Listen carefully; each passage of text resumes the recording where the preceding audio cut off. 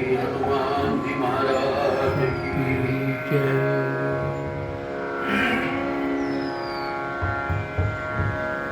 रीछ निशाचर राजा अंगदारी देखीस समाजा बंधु सबके चरण सुहाए अधम शरीर राम तिन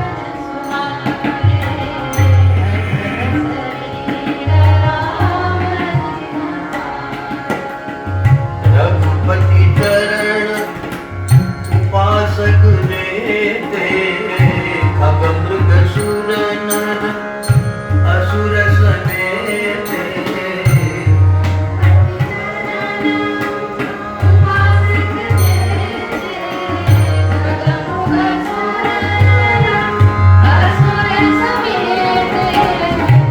गंधर्व पद सरोज सब तेरे जे बिनु काम राम के तेरे।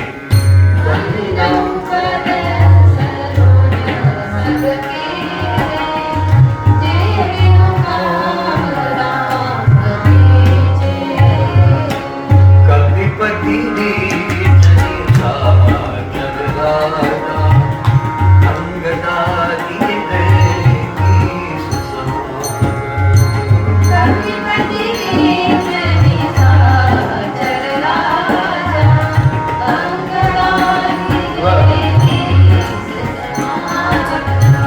अंगदारी देखीस समाजा।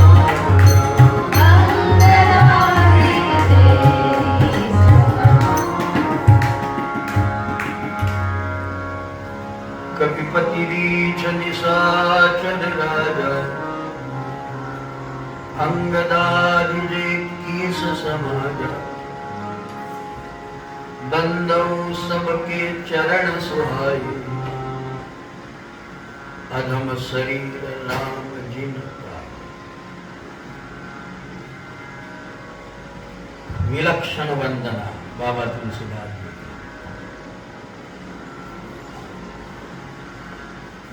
हम उनके चरणों की वंदना करते कि जिनके चरण सुहाए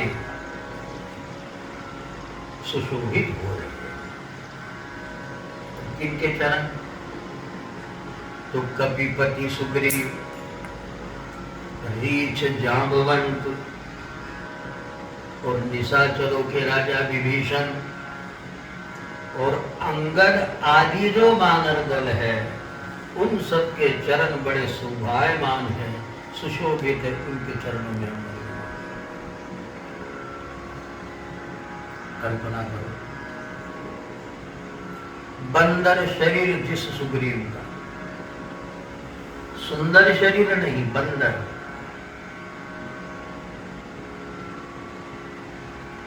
कल्पना करिए, रीछ जांबुआन, अश्वन, रीछ,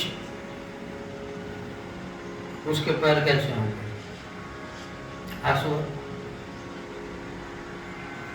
अच्छा, अंगद आदि जो किस माने बंदरों का समूह है, उन सबके चरणों में वंदना हम करते हैं। क्यों? क्योंकि बंधु सबके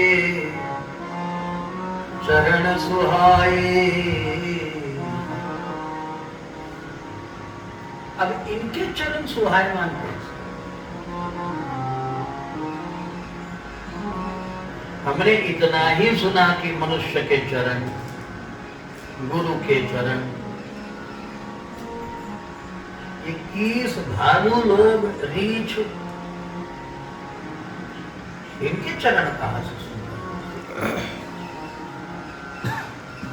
तो बाबा तुलसीदास जी ने स्पष्टता कर दी, यद्यपि इनका शरीर अधम है, नर की शरीर की तुलना में सबसे उत्तम योनि कौन सी है? सबसे उत्तम देह कौन सा है? नर समान नहीं कबने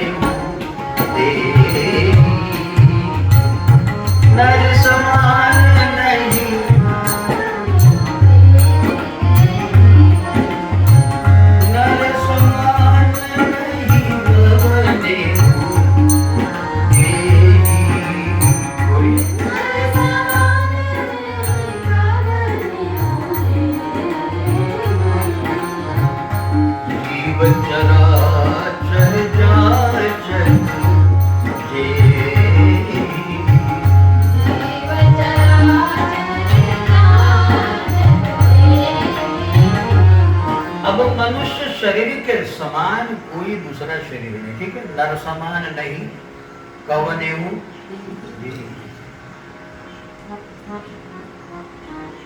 कितने भाग्यवान हैं हमको मनुष्य का शरीर।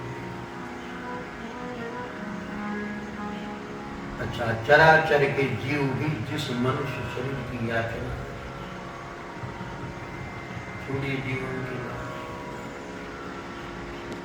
लेकिन परब्रह्म परमात्मा यदि प्रकट होना चाहता है, वह भले ही राम हो कृष्ण हो, ये परिपूर्ण अवतार है,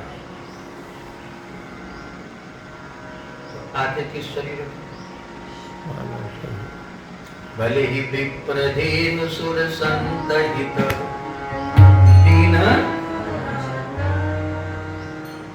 विप्रधेनु सुर संतों के हित के लिए भले ही वे अवतार धारण करते, लेकिन कौन सा?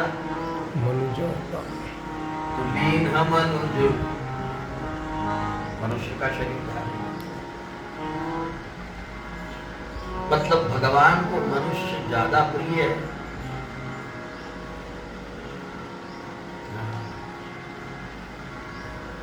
और भगवान ने कहा भी, यही ते अधिक मनुज मोहि भाई,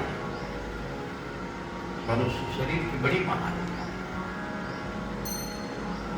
लेकिन यहां लिखा है अधम शरीर राम जिन का। अधम किनका शरीर है? जो पशु शरीर धारण किए हुए, बंदरों का, रीछ भालू, इनका शरीर धारण, इनको अधम। अच्छा, मनुष्य का शरीर अधम है या इनका शरीर अधम है? बताओ। यहाँ बाबा तुलसीदास जी कहते कि इनका शरीर अधम है, इन पशुओं का, मनुष्य को नहीं कहा, मनुष्य को तो उत्तम शरीर। अच्छा मुझे बताओ, गाय कभी मंजन करती? आपकी भैंसी, कुत्ते, बिल्ली,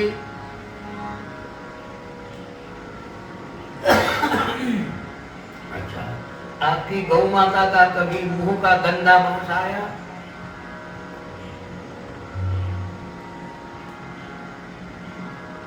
किसी डेंटल अस्पताल में जाना पड़ा? अच्छा, कुतिया कितने बार नहाती? आपकी गाय कितना नहाती? आप एक दिन मंजन न करो तो क्या गति होगी? छोड़िए बात। हमारे आंगन में हम विलेपन करते किसका? गाय के गोबर का। लेकिन किसी ने सोच लिया कि सबसे योनि श्रेष्ठ तो मनुष्य की है, ये पशुओं के शरीर का कौन विलेपन करे?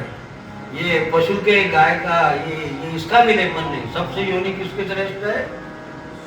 हाँ, तो श्रेष्ठ योनि के गोबर का विलेपन करके देखो।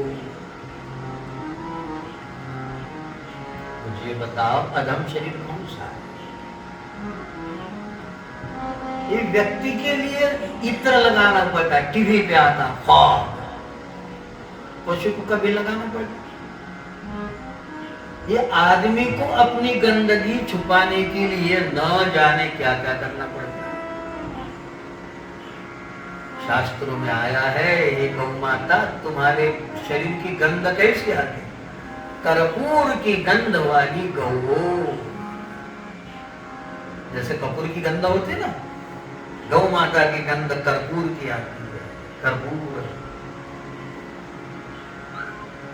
और मनुष्य न नहाए तो कैसी गंध आएगी, कैसी बदबू आएगी? अधम शरीर किनका है, यह सवाल। और यहाँ कहा है अधम शरीर से जिन्होंने राम को पाया। देखो, अत्यंत अधम यदि कोई शरीर है तो मनुष्य का है। अत्यंत अधम यदि शरीर है, क्योंकि पशु मर भी गया तो उसका उपयोग होता है, उसके दांत का उपयोग है, उसकी चमड़ी का, खाल का उपयोग है। ये तबला जो बज रहा है ना, ये आदमी का चमड़ा नहीं है ना, ये तबला बज रहा है, ये किसका चमड़ा है? हमारे गांव के सेठ का। किसी बहुत बड़े पटेल साहब का। हाँ। तो कबीर कहते भाई पशु की हो तपनैया नर का कछ ना हो,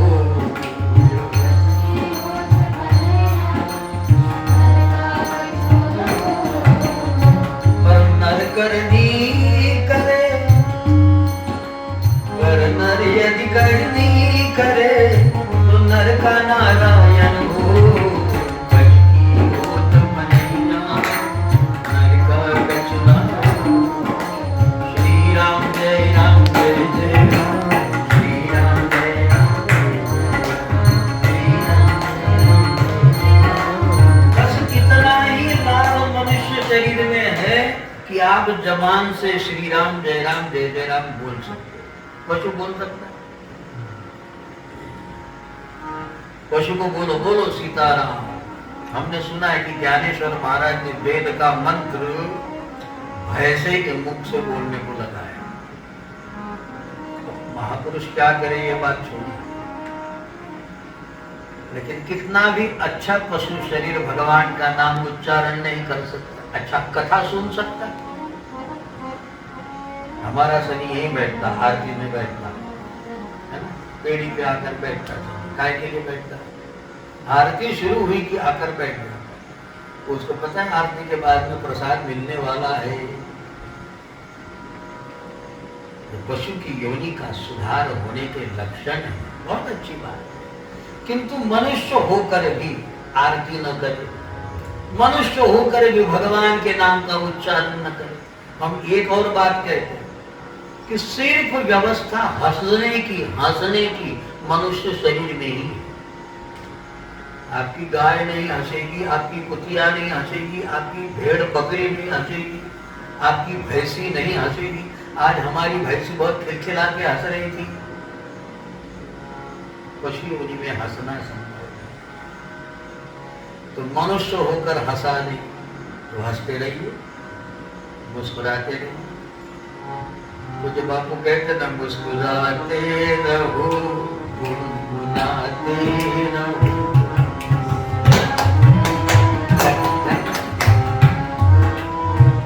मुस्कुराते रहो गाते रहो।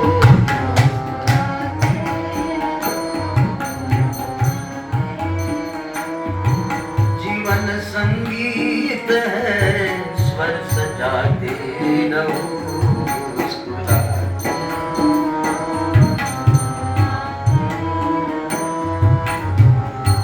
जीवन संगीत है सुर सजाते रहो। थोड़ी सी बात हो गई, थोड़ा सा नुकसान हो गया, मुंह लटका के बैठे हो। हाँ, तुमको 2-4 बच्चे हो जाए तो तुम मुंह लटकाते हो, कुतिया को 6-6 7-7 हो जाते, कभी मुंह नहीं लटका के बैठती। अब बच्चों का क्या होगा? वही होगा जो मंजूर खुदा होगा। तुम थोड़ी थोड़ी बातों में मुंह लटका देते हो। मनुष्य शरीर सबसे अधम है, किंतु इसमें एक ही उत्तमता है। श्रीमद् भागवत में आता है दुर्लभो मानुषो देहु देहिना क्षण भंगुर तत्रापि दुर्लभम मन्ये वैकुंठ विप्रिय दर्शन। ये मनुष्य शरीर दुर्लभ इसलिए माना गया है कि मनुष्य शरीर से ही भगवत प्राप्ति कर सकते हो, अन्य शरीर से करना मुश्किल है। कैसे भगवान का भजन करोगे? कैसे भगवान का गुणगान सुनोगे?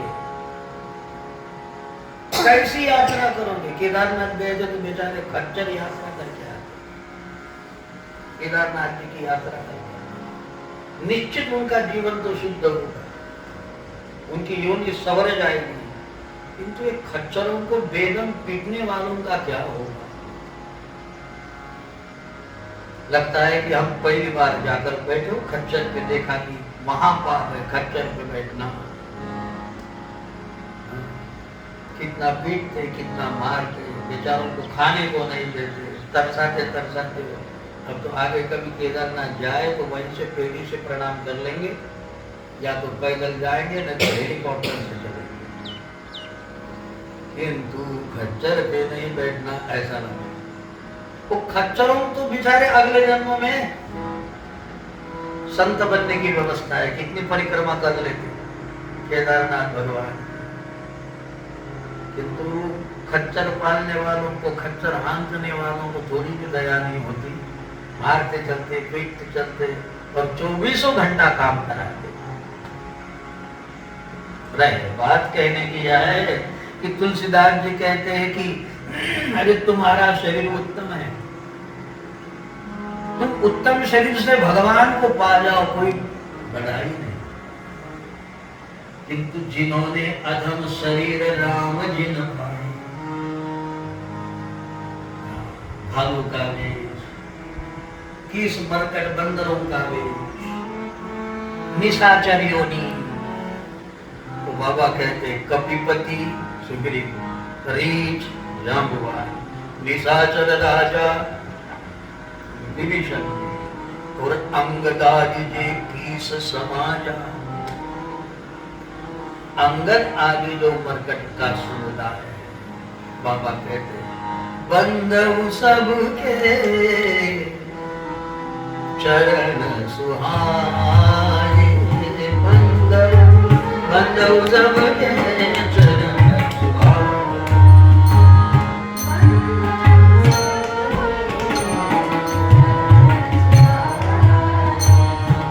अधम शरीर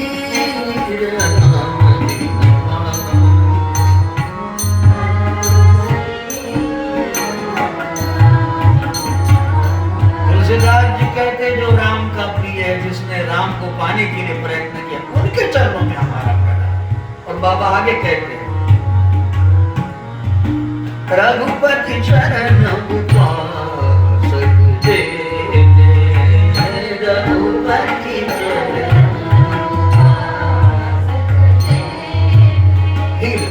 खगमृग सुर नर असुर समेत,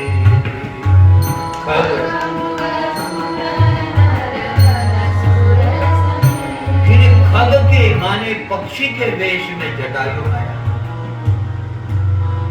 मृग के वेश में मारीच आया, सूर, ये जितने भी देवता लोग हैं ये पशु शरीर धारण करके राम जी की सेवा, और नर जो अयोध्या की प्रजा करते, और असुर चाहे रावण क्यों न हो, वो जानता है कि भगवान का अवतार हो गया। प्रदूषण मौसम बलवंता जिन्हीं को मारे बिनु बलवंता, भगवान का अवतार हो गया। लेकिन सभी को कहेंगे कि चलो भगवान के चरण में, तो कुछ तो कहेंगे चलो, कुछ कहेंगे भगवान, हम दुनिया में भगवान नहीं मानते। तो सबका उद्धार करने के लिए रावण ने युक्ति का प्रयोग किया और युद्ध का आयोजन करके जय जय सिया राम। तो बाबा कहते हैं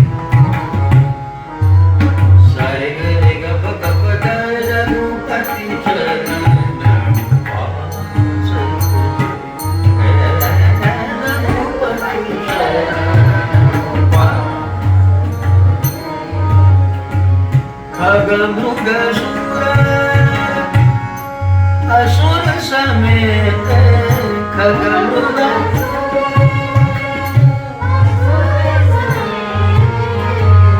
बंद सरोज सबके,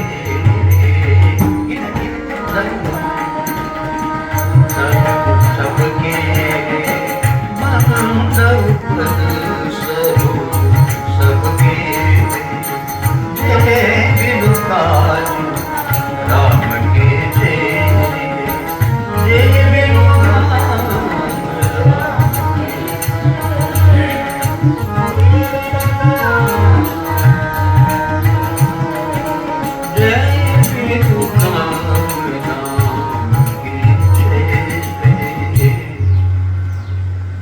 भगवान कहते राम जी की प्राप्ति इन्होंने इसलिए की है कि बिना कारण, बिना कामना के ये राम के चेले, ठीक है, भले कपिपति ने कुछ कामना की थी। कौन सी कामना की थी? ये बंधुन होई मोर यह काला, ये जो वाली है ना, ये मेरा भाई नहीं, ये मेरा काला। तो भगवान राम जी ने आश्वासन दे दिया, सुन सुग्रीव, बाली मारी हूं एक ही बार। बोले इतना आसान नहीं है। तो राम जी बोले ब्रह्म रुद्र शरणागत गए न उबर ही प्राण। और राम जी ने वैसा करके दिखा दिया, बाली का प्राण निष्प्राण। ठीक है। अब सुग्रीव कहने लगा, भगवान अब प्रभु कृपा करहु यही भांति, सबत जी भजन करहु जी न जाने। अब तो ऐसी कृपा करो, अब न मुझे किसकिता का राज्य चाहिए, न मुझे कुछ चाहिए। अब तो बस आपके प्रभाव को मैंने देखा, आपके स्वभाव को मैंने देखा, अब लगता है आपके चरणों में बैठा है। कोई कामना कछु प्रथम वासना रही, रघुपति पद सरित सो वही। विभीषण का भी यही हाल हुआ। तो निष्काम भाव से राम जी के चरणों में आ गए, बस हम तुम्हारे हैं। कि राम जी तो दोनों देते ना भाई, राम रक्षा स्तोत्र में है, भुक्तिम मुक्तिम च विन्दति। किसको मिलती है? जो राम रक्षा स्तोत्र का पाठ करेगा, राम जी के शरण जाएगा, उसको क्या क्या मिलेगा? भुक्तिम मुक्तिम च विन्दति। भोग भी मिलता है और मोक्ष भी मिलता है। भोग माने भोग विलास नहीं होता, भोग इंद्रियों को जो पर्याप्त है उतना दे देंगे। राम जी की इच्छा से उन्हें वह प्राप्त हो जाए। और अंततः इन भोगों में जो बंधन से रहित रहा, तो स्वाभाविक उसकी मुक्ति संभव है। तो राम जी भोग भी देते हैं और मोक्ष भी देते हैं। भुक्ति मुक्तिम च विन्दति। यहाँ कहा गया है कि जे बिनु काम राम के छे। कोई काम नहीं। राम जी को यही तो अच्छा लगता है। भगवान का मंदिर बनाओ, किस लिए बनाओ?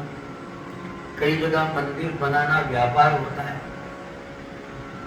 कई जगह ऐसा होता है ये बलिदान पात्र रखा जाता है, लोगों ने आना चाहिए, भला करना चाहिए।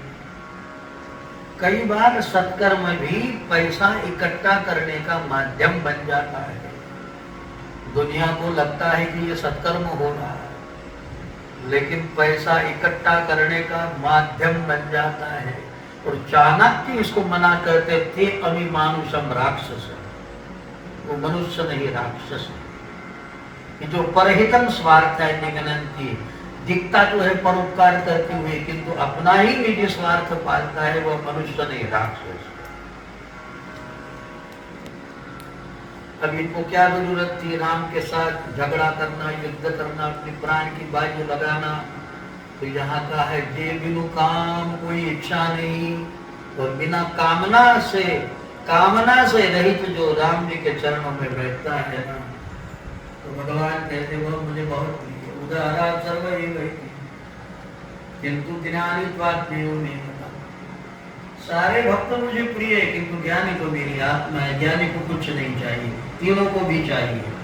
आर्त को चाहिए कि मेरा संकट दूर हो जाए, अर्थार्थी को चाहिए कि मुझे पैसा धन मिल जाए, जिज्ञासु को चाहिए कि मुझे ब्रह्म मिल जाए। ज्ञानी को क्या चाहिए? ज्ञानी को कुछ नहीं चाहिए, सिर्फ तू ही। अब तेरे सिवा और कुछ नहीं। मैं भी तू भी तू, ये भी तू ही तू, सब में तू ही तू, मुझ में भी तू ही तू। क्या पाना और क्या छोड़ना, ये कुछ नहीं। ऐसा ज्ञानी तो ये जो बिनु काम, जिनकी कामना समाप्त होगी वे ही ज्ञानी। जो बिनु काम राम के छे। तो ऐसे कपिपति सुग्रीव जी रीछ जागुआन निशाचरों के राजा विभीषण और अंगद आदि मरकटों का समुदाय तथा जितने भी अदम शरीर धारण किए हुए रघुपति चरण उपासक जेते खग मृग सुर नर असुर समेते उन सबके श्री चरणों में बंदव पद सरोज सबके दे जे बिनु काम राम के जे। श्री राम जय जय राम श्री राम जय जय राम जय राम जय राम जय श्री राम जय राम जय जय राम श्री राम जय राम जय जय राम श्री राम जय राम जय जय राम श्री राम जय राम जय जय श्री राम जय राम जय जय